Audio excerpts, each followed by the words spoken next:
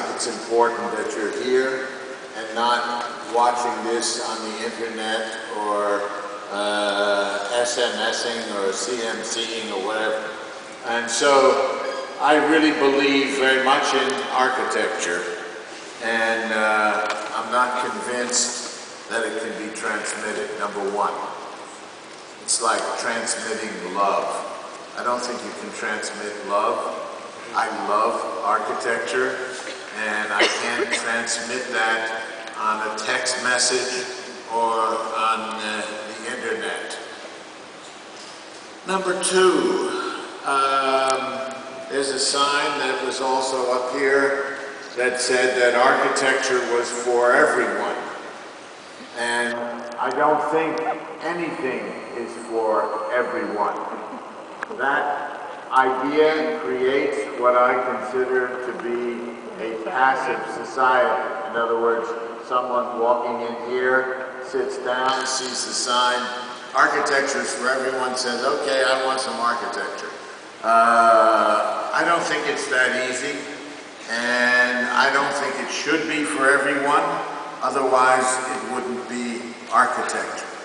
Architecture has traditionally in our society occupied the role of symbolic places, and more I think we need those kinds of symbolic gestures that create a sense of culture.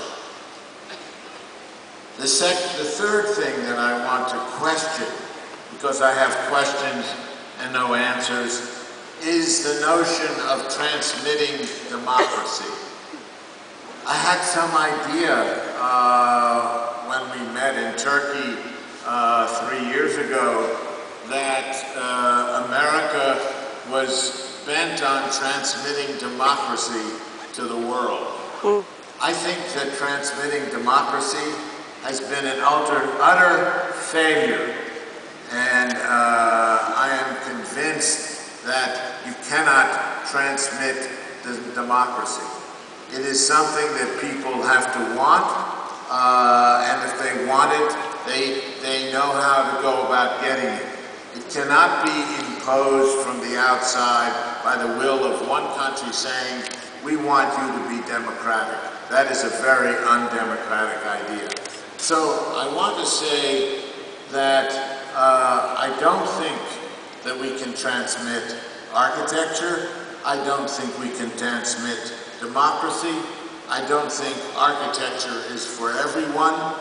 And then we get to the last question, and the subject of the panel is the idea of hope. Now, from my first 3 points, I guess you might say that hope is not one of the issues that I'm concerned with. And yet, as a teacher, and as an architect, and as a teacher who's probably been teaching longer than anybody else in this audience, without stop, I have enormous hope. I have enormous hope for my students and for the younger generation of architects. The reason for that hope is that I think we are in an interesting moment in the history of the culture and the many cultures of this world, and I think we are at a very interesting moment in the history of architecture.